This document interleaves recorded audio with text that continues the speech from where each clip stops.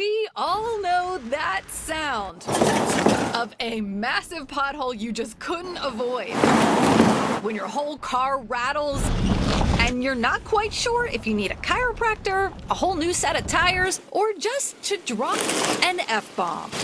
And I would turn onto a street and it would just be completely removed, or there'd be a huge, pothole or a huge pile of gravel.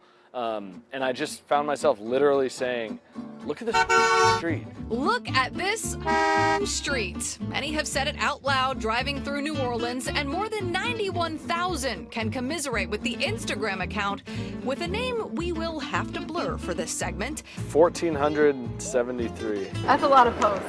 The guy behind Look at This Effin' Street wouldn't call himself a citizen journalist, but he is. Just me, yeah. A one-man digital satirical infrastructure crisis aggregator. The squeaky wheel gets the grease in New Orleans. We agreed to sit down, cones and sinkhole between us, on an effin' street in Algiers. He brought a cocktail, and we brought the questions. Can we start by explaining why the secrecy? Why are we keeping you anonymous?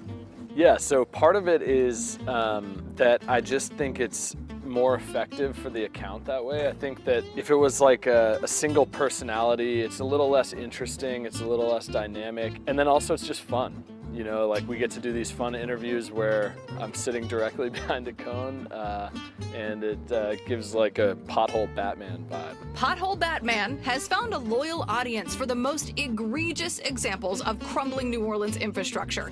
A chair marking a hole in Holly Grove, problems brushed under the rug in the Bywater, cars and buses and construction equipment bottom up in bottomless pits. The story's really easy to get on. The main page, it's got to be something really good. The examples of bad streets and clever cover-ups for them is never ending. Like the intersection of Laurel and Webster, where an overflowing cornucopia, if you will catch drivers' eyes.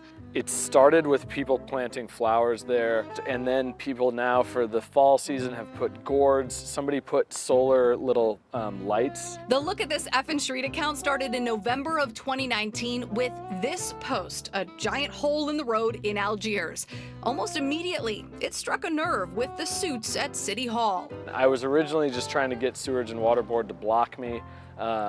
But they never did. In fact, the Sewerage and Water Board follows the accounts and interacts. Thanks, fam, the Sewerage and Water Board wrote this summer. This has been reported to our emergency line, crew en route. What started as a ribbing has turned into a resource, the city implied in a statement.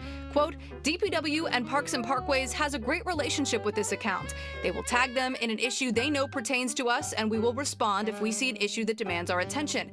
The page is also extremely helpful in allowing us to consistently remind people to report issues to the proper channels via 311. The Sewerage and Water Board welcomes the partnership too, writing, quote, through social media, we have become more aware of issues surrounding aging infrastructure, not only here in New Orleans, but for our country as a whole. What do you think about that?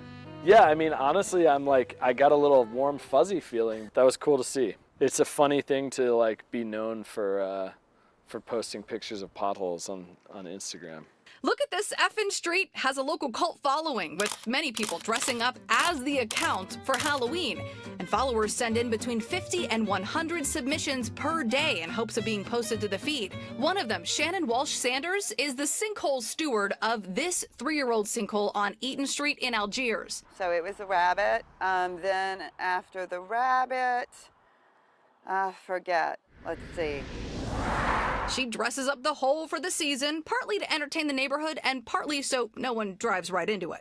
Oh, this was a popular one. The orange barrel has been dressed as Charlie Brown, a Saints jersey, a minion, a snowball, and the hole at the end of the rainbow. Well, of course we want it filled, but we did say that when it gets filled, we're going to have a jazz funeral for it. While Shannon shouldn't schedule the brass band just yet, potholes featured on the account have been filled days after a post. Our guy likes to believe a little public shaming and a picture makes all the difference. The visual element of social media, I like to think that when the city sees some of these, they're like, oh man, like we really need to do something about that. Like cars are getting physically stuck in it on their way to work. With embarrassing infrastructure failures on full display, look at this Evans Street successfully walks the line between facetious and fed up. You know, I tend to fall into the camp of like, we can be funny about these things and we can get something done about it. And they're not mutually exclusive. A playful part of New Orleans culture that will never be fully paved over. It's comedy that crumbles underneath your tires.